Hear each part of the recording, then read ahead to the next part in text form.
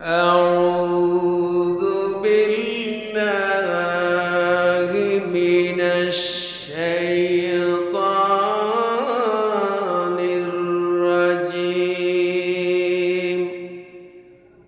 بسم الله الرحمن الرحيم. وما خلقت الجن والإنس إلا ليعبدون.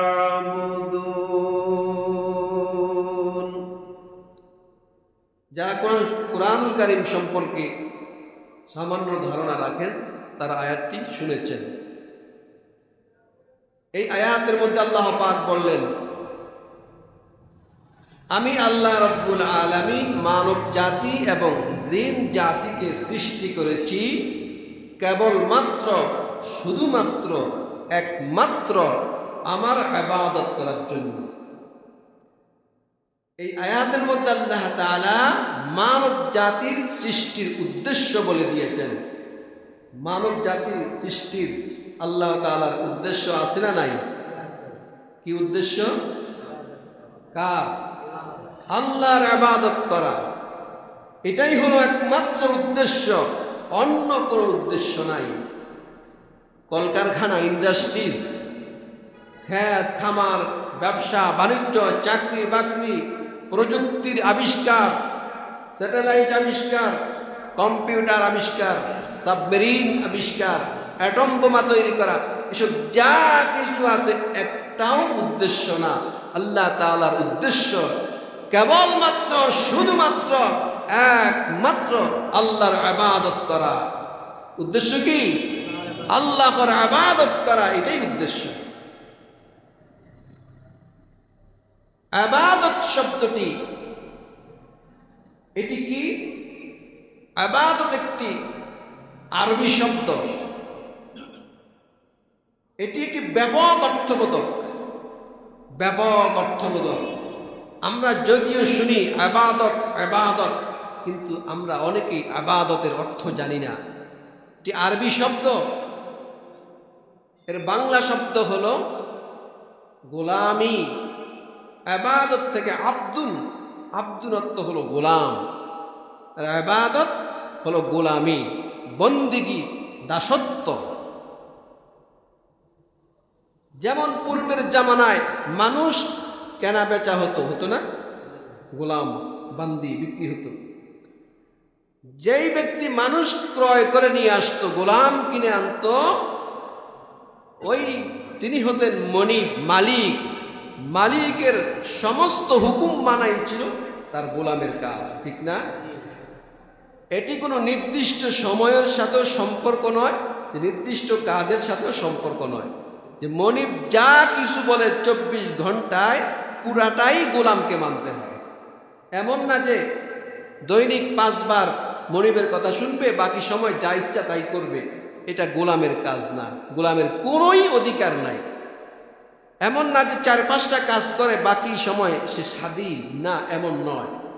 যেহেতু গোলাম আর স্বাধীন দুইটা শব্দ বিপরীত, তেল পানি, অন্ধকার কালো, অন্ধকার আর আলো, কালো সাদা যেমন বৈপরীত্য রয়েছে, গোলাম এবং স্বাধীনতার মধ্যে এরকম বৈপরীত্য রয়েছে।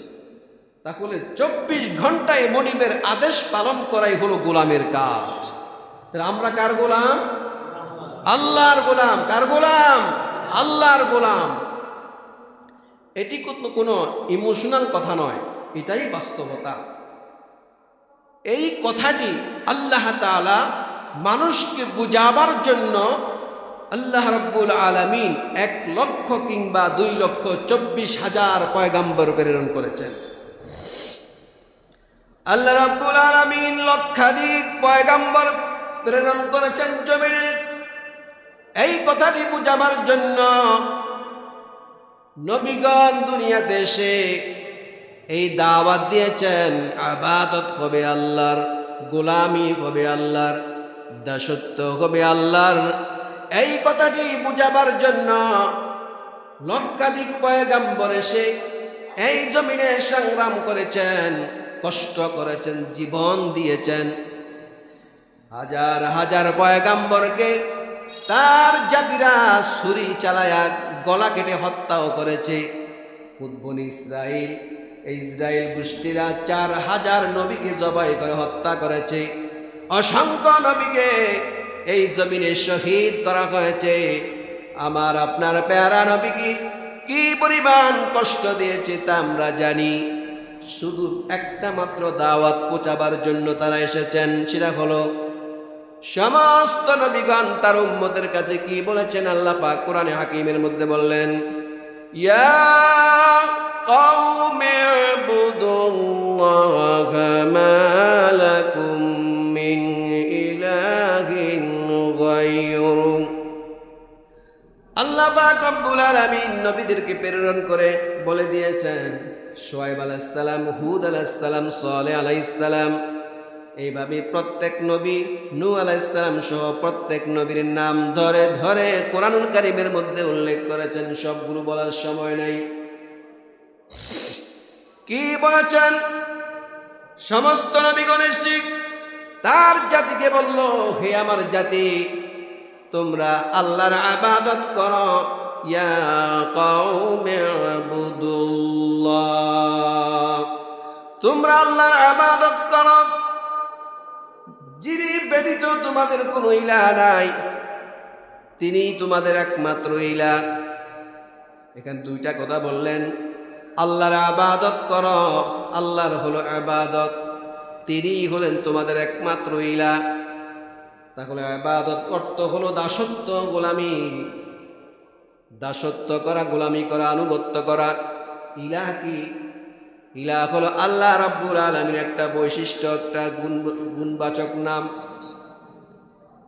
ইলাহ শব্দটি নবীদের মাধ্যমে আল্লাহ পাক কোরআন কারীমের মধ্যে 147 জায়গায় শব্দটি উচ্চারণ করেছেন। ইলাহ শব্দটি আমাদের কালেমায়ে তাইয়্যিবার মধ্যে আছে, কালেমায়ে শাহাদাতের মধ্যে আছে, আয়াতুল কুরসির মধ্যে আছে ইলাহ শব্দটি। এই ইলাহ কি? ইলাহ হলো, ইলার মধ্যে 3টি অর্থ পাওয়া যায়। গোটা কোরআনুল কারীম যদি আপনি ঘাটেন, 147 জায়গায় যেখানে ইলাহ শব্দটি এসেছে, আয়াতগুলো যদি মিলান তাহলে পাবেন ইলাহ শব্দ অর্থ হলো উপাস্যর মালিকানা। কিসের মালিকানা? উপাসনার মালিকানা, যার তিনি হলেন ইলাহ, 1 নাম্বার। 2 নাম্বার হলো যিনি হলেন হুকুমদাতা, আইনদাতা, বিধানদাতা। হুকুমদাতা, আইনদাতা, বিধানদাতা যিনি, তিনি হবেন ইলাহ। 3 নাম্বার হলো যিনি হবেন সার্বভৌমত্বের মালিকানা যার, সার্বভৌমত্বের মালিকানা যার, সার্বভৌমত্বের ক্ষমতার মালিকানা যার, তিনি হলেন ইলাহ।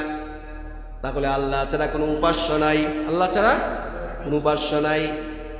যে আল্লাহ ছাড়া কোনো উপাস্য নাই তোমাদের, যে আল্লাহ ছাড়া তোমাদের কোনো আইনদাতা নাই, বিধানদাতা নাই, যে আল্লাহ ছাড়া তোমাদের আর কোনো শক্তি নাই, সামর্থ্য নাই, সার্বভৌমত্বের মালিকানার কারণ নাই, ওই আল্লাহর ইবাদত করো, দাসত্ব করো, গোলামি করো। এই কথাটি বুঝাবার জন্য নবীদের এই দুনিয়ায় আগমন এবং নবীদের পরে উলামায়ে কেরামের দায়িত্ব গোটা জাতিকে এই মেসেজটি বুঝিয়ে দেওয়ার জন্য। সমস্ত নবীগণ এটি বুঝিয়েছেন। সমস্ত নবীগণ এসেছেন তাদের কওমের কাছে, জাতির কাছে। আমাদের নবীর বেলায় আল্লাহ পাক বললেন, কুল ইয়া আইয়ুহান নাসু ইন্নী রাসূলুল্লাহি ইলাইকুম জামিআ। হে আমার নবী, আপনি বলে দেন, আপনি গোটা পৃথিবীর কিয়ামত পর্যন্ত আনেওয়ালা, শিমাল থেকে মাশরিক, মাগরিব থেকে শিমাল থেকে জুনুব, মাশরিক থেকে মাগরিব, গোটা পৃথিবীর সমস্ত ভূখণ্ড, সমস্ত জাতি, সমস্ত মানবতা সকলের কাছেই আপনাকে আমি রসূল বানিয়ে পাঠিয়েছি। সুবহানাল্লাহ। সমস্ত নবী হলেন আঞ্চলিক নবী, নির্দিষ্ট ভূখণ্ড, নির্দিষ্ট জাতির জন্য এসেছেন। মূসা আলাইহিস সালাম জলিলুল কদর পয়গম্বর, তিনিও এসেছেন একটা ভূখণ্ডের জন্যে, মিশরের জন্যে, একটা জাতির কাছে। ইব্রাহিম আলাইহিস সালাম এসেছেন একটা জাতির কাছে, এত বড় পয়গম্বর, আর আমাদের নবী এসেছেন গোটা সমস্ত নবীদের মানুষের কাছে। সুবহানাল্লাহ। এই মেসেজটি পৌঁছে দেওয়ার জন্য। কি মেসেজ? গোলামি হবে কার? আল্লাহর। দাসত্ব হবে কার? দুইটা জাতি, একটা হলো মানুষ আর একটা হলো জিন। এই দুইটা জাতিকে সৃষ্টি করেছেন আল্লাহর দাসত্ব গোলামি করার জন্য। তাহলে আমরা যে সমস্ত মাখলুকাত দেখি, এগুলোকে কেন সৃষ্টি করা হয়েছে? আমরা কোরআনকে প্রশ্ন করি। আসুন, কোরআনকে যদি আপনি প্রশ্ন করেন, কোরআন জবাব দিবে, হুয়াল্লাযী খালাকা লাকুম মা ফিল আরদি জামিআ। কোরআনের মধ্যে আল্লাহ পাক জবাব দিয়েছেন, হে দুনিয়ার মানুষ, জমিনের মধ্যে যা কিছু তোমরা দেখতে পাও আর না দেখো, সমস্ত মাখলুকাত তোমাদের সেবা করার জন্য আমি আল্লাহ সৃষ্টি করেছি। সুবহানাল্লাহ। কিসের জন্য? মানুষের সেবা করার জন্য। তোমাদেরকে সৃষ্টি করেছি আমার ইবাদত করার জন্য, আর সমস্ত মাখলুকাতকে সৃষ্টি করেছি তোমাদের সেবা করার জন্য। তাফসীর কুরতুবী, বিশ্ববিখ্যাত তাফসীর কুরতুবীর মধ্যে এসেছে, ওহাব ইবনে মুনাব্বি একজন বিখ্যাত তাবী এবং ঐতিহাসিক, তিনি বর্ণনা করেছেন তাফসীর কুরতুবীর মধ্যে, এই জমিনের মধ্যে আল্লাহ তাআলা 18,000 মাখলুকাত সৃষ্টি করেছেন। কত হাজার? 18,000। আরেকটা মতামত পাওয়া যায়, হযরতে আবু সাঈদ খুদরি রাদিয়াল্লাহু তাআলা আনহু, একজন বিখ্যাত সাহাবী, হাদিসের বর্ণনাকারী, তিনি বলেন 40,000 মাখলুকাত। কয় হাজার? এরপরে আরেকজন এসেছেন মুকাতিল, বিখ্যাত তাফসীরকার। মুকাতিল বলেন জলে স্থলে মোট 80,000 মাখলুকাত আছে। জলে আছে 40,000, স্থলে আছে 40,000, মোট 80,000 মাখলুকাত। এটা হলো ঐতিহাসিকদের বর্ণনা। 3টা মতামত পেলাম। এখানেই শেষ নয়, আল্লাহ রাব্বুল আলামিন বলেন, লা ইয়ালামু জুনুদা রাব্বিকা ইল্লা হু। আল্লাহর বাহিনীর সংখ্যা কত আল্লাহ ছাড়া আর কেউ জানে না।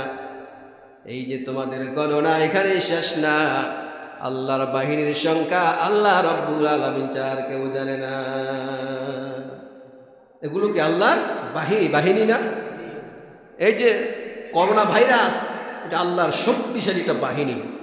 মশা একটা বাহিনী, ল্যাংড়া মশায় পরাক্রমশালী নমরুদকে নাস্তানাবুদ করে দিয়েছে। সব আল্লাহর বাহিনী বলে আল্লাহ ঘোষণা করেছেন। সুবহানাল্লাহ।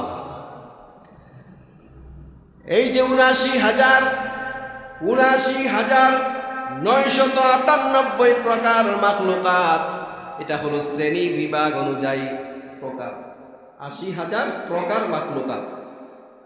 মানুষ ছাড়া 79,998টি মাখলুকাত আল্লাহ তাআলা সৃষ্টি করেছেন মানুষের সেবা করার জন্য। শুধুই কি এরা মানুষের সেবা করে, আল্লাহর গোলামি করে না? আল্লাহ রাব্বুল আলামিন কোরআন কারীমের মধ্যে বহু জায়গা বলেছেন, আমি নোট করে নিয়ে এসেছি। অনেক আয়াত পাওয়া যায়, সব বর্ণনা করতে অনেক সময়ের দরকার। আল্লাহ পাক বলেছেন, ألم تر أن الله يسبح له من في السماوات والأرض والطير صافات।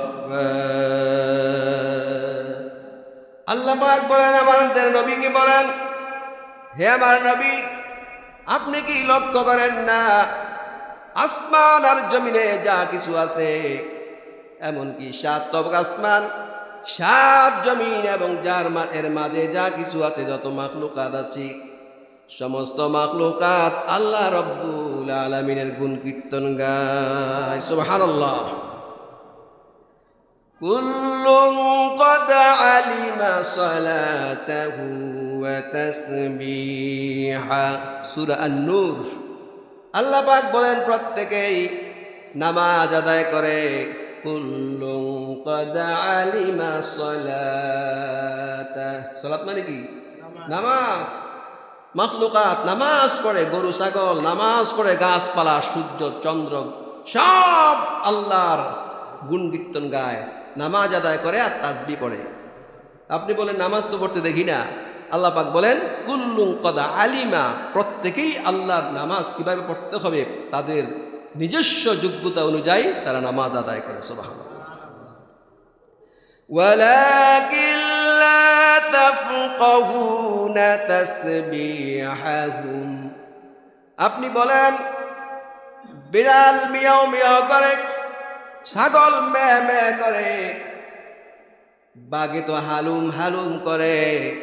আল্লাহ পাক বলেন ওয়ালাকিন লা তাফকাহুনা তাসবিহাহুম, তারা আল্লাহ তাসবিহ আদায় করে, সেই তাসবির ভাষা তোমরা বুঝো না।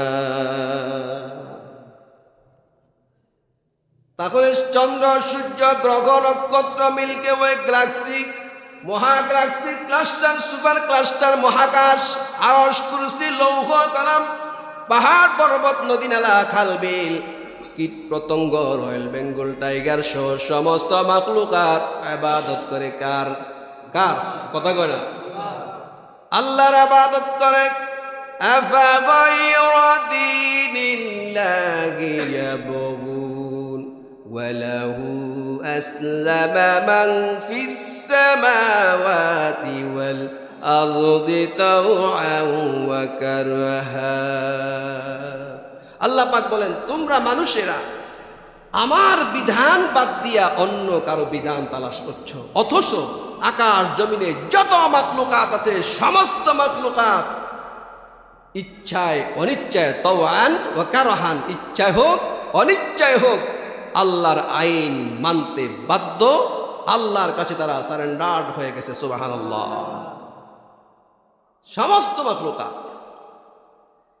কিন্তু যেই মানুষের জন্য তো মাখলুকাত আল্লাহ পাক বানালেন, ওই মানুষ বলে দেয়ার ইজ নো গড, আল্লাহ বলতে কিছু নাই, আল্লাহর অস্তিত্ব অস্বীকার করে।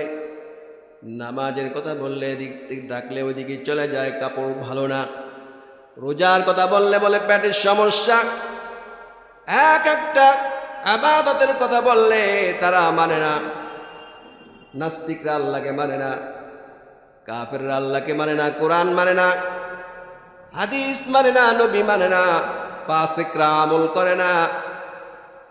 আল্লাহ পাক বলেন বান্দা তুমি যদিও আমার হুকুম না মানো, তোমার শরীরের মধ্যে যেই অঙ্গ প্রত্যঙ্গ আছে ওই অঙ্গ প্রত্যঙ্গ গুলা আমি আল্লাহর আইন মানে। আপনি পৃথিবীর যত বড় ক্ষমতাশালী কন্যা কেন, হতে পারেন ট্রাম্প অথবা পুতিন, 12 ক্ষমতাশালী হতে পারেন, আপনার বয়সটাকে আপনি ব্রেক করতে পারেন না। আপনি বার্ধক্যতার দিকে এগিয়ে চলছেন, আপনার চুলগুলো সাদা হয়ে যাচ্ছে, আপনার চোখের জ্যোতি কমে যাচ্ছে, যৌবন দিন দিন ফুরিয়ে আসছে, শরীর দিন দিন ক্ষীণ হয়ে আসছে, দুর্বল হয়ে আসছে। আপনার অন্তরটা যদিও আল্লাহর হুকুম মানে না, আপনার বডিটাও কিন্তু আল্লাহর হুকুম মানে, ঠিক কি না? আবার বলে যাকে দেখি না তাকে মানি না। কত বড় হাম্মক, কত বড় নেমুখারাম, কত বড় নাদান হলে এমন কথা বলতে পারে? যেই নাস্তিক বলে যাকে দেখি না তাকে মানি না, ওই নাস্তিক জীবনও তার মাথার তালুটা দেখে নাই। দেখছেন? তার ঘাড়টাও দেখে নাই, পিঠটাও দেখে নাই, তার হিপটাও দেখে নাই, তার পাছাটা দেখছেন? কথা কয় না। দেখছে? কেন দেখছে? আয়না দিয়ে দেখলে দেখতে পারে। কিছু অনেক কিছু আছে দেখে নাই। এই জন্য কি না দেখলেই অস্বীকার করতে হবে? এটা হলো গরুর কাজ। গরুর যদি কোন মসজিদের পিছনে ঘাস আছে তাড়াতাড়ি যা, জীবনও যাইব না, ওই বলবে যে আমি যা দেখি না বিশ্বাস করি না। এই জন্য আল্লাহ পাক বলেছেন তোমাকে বানাইছি আশরাফুল মাখলুকাত। আশরাফুল মাখলুকাত কেন বানালেন? কেন ঘোষণা করলেন? শক্তি বেশি এই জন্য? রয়্যাল বেঙ্গল টাইগারের সাথে মানুষ পারে না, জিরাফের সঙ্গে পারে না, সিংহের সঙ্গে পারে না, হাতির সঙ্গে পারে না, গরুর সঙ্গেই তো পারে না। জবাই করতে যায় নিজেই জবাই হয়ে যায়, হয় না? হয় না? একটা ছোট্ট মশার সঙ্গে পারে না, মশার ভয়ে মশারি টানায়া আত্মগোপন করে রাত্রে ঘুমায়। এই হলো মানুষ দাবি করে আমি সার্বভৌমত্বের অধিকারী। কি মশাকে ভয় পায় না? মশাকে কাবু করতে হলে তার অস্ত্র লাগে, অথচ আপনাকে কাবু করতে হলে মশার কোনো অস্ত্র লাগে না, মশার সঙ্গে যা আছে তাই যথেষ্ট। মানুষ শক্তির কারণে আশরাফুল মাখলুকাত না, আশরাফুল মাখলুকাত হলো জ্ঞানের কারণে। কিসের কারণে? জ্ঞানের কারণে। আল্লাহ পাক বলেন, এই জ্ঞানটা যখন তুমি খাটাইলা না, চিন্তা করলা না, ভাবলা না, আমি মনিবকে খুঁজে বের করলা না, এই জন্য আমি আল্লাহ ঘোষণা দিয়েছি উলাইকা কাল আনআম, যে তুমি চতুষ্পদ জানোয়ারের সমান, গরু, ছাগল, হাঁস, মুরগি, কুকুর, শুয়োরের মতো। এটা প্রথম স্টেপে হিট করলেন। হিট করে আল্লাহ পাক বললেন, গরু, ছাগল, হাঁস, মুরগি, কুকুর, শুয়োর, শৃগাল এরা নাস্তিক না। এরা কি নাস্তিক? এরা নাস্তিক না, এরা বেঈমান না, এরা কাফের না, এরা নিমুখ হারাম না, এরা পাপাচার না। সুতরাং তোমার মতো জ্ঞানী জ্ঞান পাপীকে যদি আমি কুকুরের সঙ্গে তুলনা করি, কুকুরের অপমান হবে। আল্লাহ পাক বলেন না, কুকুরের চাইতেও খারাপ। বাল হুম আদাল্লু উলাইকা হুমুল গাফিলুন। তার চাইতে নিকৃষ্ট যেহেতু সমস্ত প্রাণী আমি আল্লাহর হুকুম মানে, এই জন্য যারা আমার হুকুম পালন করে না, আমার আনুগত্য দাসত্ব করে না, তারা ওই কুকুর শৃগালের চাইতেও খারাপ। কুরআনুল কারীম সূরা আল আরাফ। এই জন্য মানুষের জ্ঞান কাজে লাগাতে হবে আল্লাহর হুকুম পালনের ক্ষেত্রে। সমস্ত নবীগণ এই কথাটা বুঝাবার জন্যই এত কষ্ট করেছেন যে আনুগত্য হবে আল্লাহর, দাসত্ব হবে কার? একমাত্র আল্লাহ পাক রব্বুল আলামিনের। কারো দাসত্ব চলবে না। এটাই হলো ঈমানের আত্মমর্যাদাবোধ। আল্লাহ তাআলা আমাদেরকে সূরা আয-যারিয়াতের 56 নম্বর আয়াতের উপর তাফসীর করেছি আজকে। এই তাফসীরটি বুঝে আমল করার তৌফিক দান করেন, আমিন।